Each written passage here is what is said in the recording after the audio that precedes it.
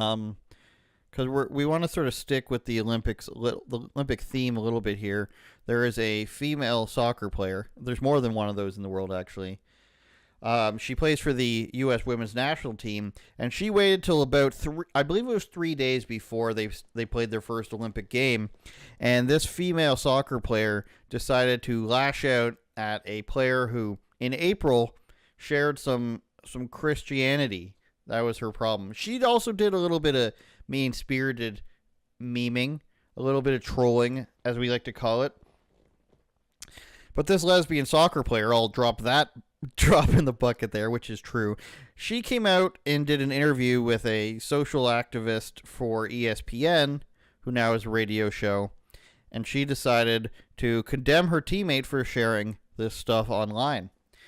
So this woman's name is Tierna Davidson, the girl on the left here, and she is, according to Fox News, a lesbian. I don't want to hear anything about soccer players. I don't want to hear anything about the way she looks.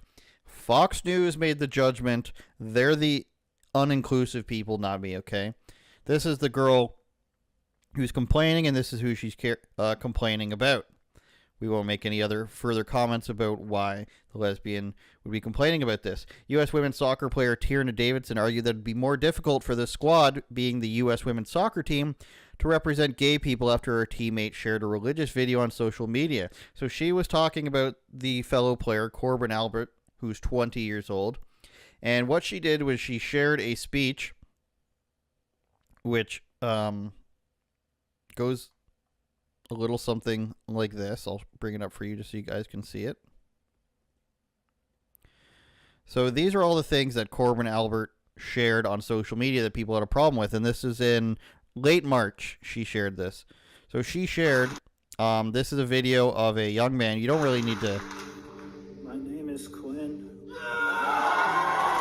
Huge pop for Quinn there. But so Quinn is a teenage boy, I believe, who was on hormones and everything, and he's special needs.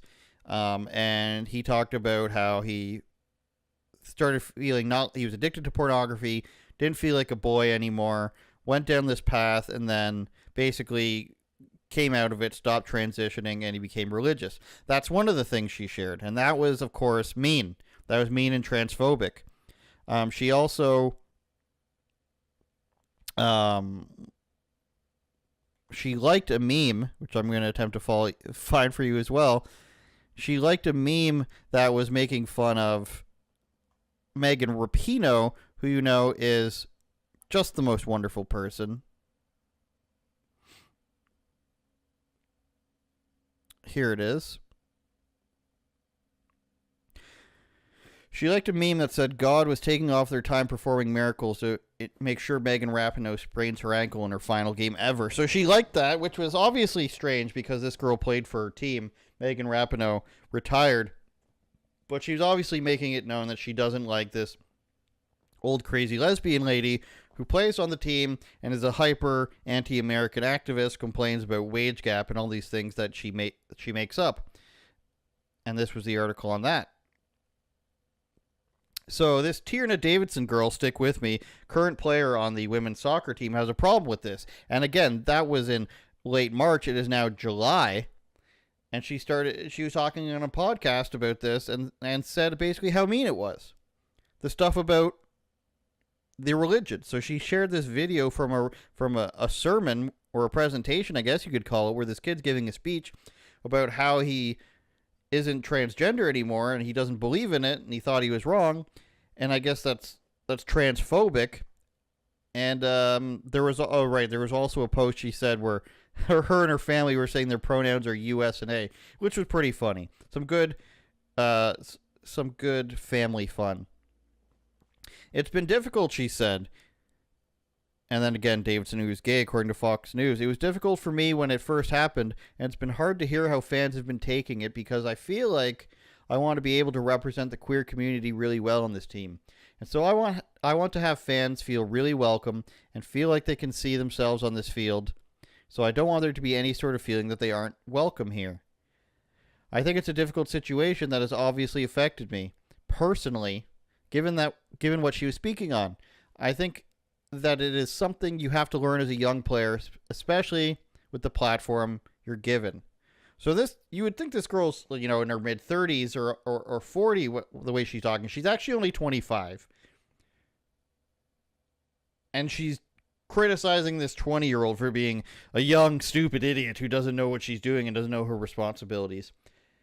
The idea that presenting somebody who is no longer wishes to be transgender, who no longer wishes to take hormones and is religious now, the idea that you get to complain because you feel that is anti-trans or hinders your activism in some way is absolutely ridiculous. This woman is complaining that because somebody on her team shares a different opinion than her, that it will be hard for her to present the whole team as agreeing with that ideology. So she wants to be able to have the whole Team USA team be super pro-trans, super pro-rainbow everything, super alphabet people.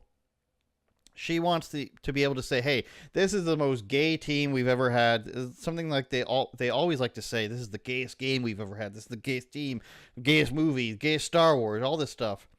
She wants to be able to say that. So one person comes out and doesn't even say anything really, just notes that she doesn't care for the activism and actually just promotes somebody not being transgender in her religion. And now this person can't claim that this team is a full-blown activist team, and that's her problem. You're not allowed to disagree, is what she's saying. That even you voicing your opinion is contradictory to me voicing my opinion, and my opinion is way more important than yours. Even though, you can say that everybody's going to say that they're right and wrong, and that's true. But I'll just go ahead, and I think we've reached a point in history where we can say, maybe Olympic soccer team, not the place to be, pro-trans. Maybe not. Just hear me out here. There's a sport at hand. So for her to say, how dare somebody say something that slightly disagrees with my activism, and now I can't call this whole team pro-trans, you're getting in the way of her activism. What she's trying to do is set herself up for a future job, a consulting job in a female sports capacity of some kind. She wants her TV time that Megan Rapinoe had. She wants to go on Stephen Colbert and talk about how sexist Trump is and complain that there's nobody buying their tickets and get applauded and get a parade in, Chicago or wherever it was. You're getting in the way of that when you start going against the grain. You're getting in the way of my future in activism. Because let's be honest, the future that most of these girls are striving for these days is the future in modeling,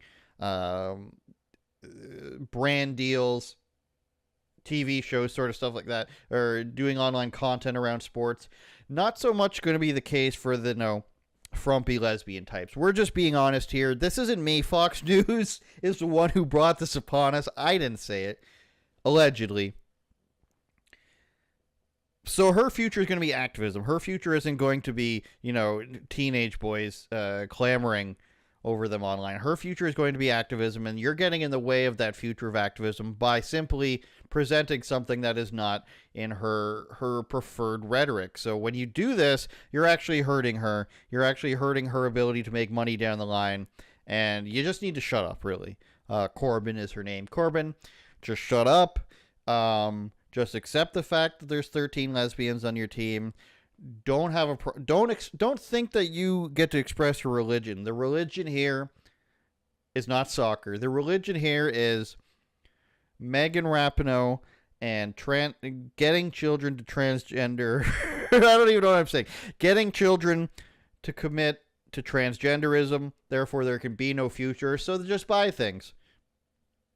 Just give this other girl a consultancy job at a university. Give her a speech, give her an honorary degree. That's what you're getting in the way of, Corbin. You need to just shut your mouth. She did apologize, though, back in the day. Back in March or April or whenever that was. And this is what it was. I want to sincerely apologize for my actions on social media. Liking and sharing posts that are offensive, insensitive, and hurtful was immature and disrespectful, which was never my intent. I mean, it was probably foolish of her to like the thing about Megan Rapinoe. But maybe she just doesn't like her. It's sports. Sports, you're supposed to be allowed to say, I don't like that person, and we'll solve it on the field. I'm really disappointed in myself, and I'm deeply sorry for the hurt that I've caused my teammates, other players, fans, friends, and anyone who was offended. I truly believe that everyone should feel safe and respected everywhere and on all playing fields. I know my actions have not lived up to that. For that, I sincerely apologize. It's an honor and a privilege to get to play this sport on the world stage and promise to do better. What did she do that makes people think that, gay people can't play soccer? There's multiple of them on the team, so it can't really mean that. Her saying or not saying anything does not prove that. It's like when you go to a coffee shop and they have this rainbow flag on the front, or a drugstore and they have this trans flag and they're like, everyone's welcome here. And you're sort of thinking, in 2014, I wasn't really thinking that cross-dressers weren't allowed in here. I didn't think that was a thing. I might notice, but I didn't think that we were beating them with paddles like it was Dazed and Confused and getting out and kicking them out on the streets. I didn't think that was happening. So the fact that they put the sticker on is very confusing. That's what they want it to be like. If you are not overtly supporting the cause, then you're an evil person, and don't pay attention to how this actually lends to the credence that I am the one with the problem. That's all I'm saying about that. So we've got an Olympics where we're focused on sexuality and gender, but we're not focused on the truth of it. Because if we were focused on the truth of it, then we would say, what are these men pretending to be women doing? But we're focusing on gender ideology at the Olympics. And what the gender ideology says is, you're not allowed to talk about it, but we can talk about it constantly. And then if you disagree with it in response, you're evil. So don't talk about it, you're bad. Talk about it in any way that we don't want you to, you're also bad. And talk about anything you like, you're also bad. So basically, we're going to come to an Olympics where it's naked guys figure skating, dressed as women somehow, but also in BDSM uniforms, and you're not allowed to have a problem with it. It's just going to devolve to that, and the Olympics will keep pumping out money. And isn't this sort of indicative of how none of this money really matters, this money circulating around?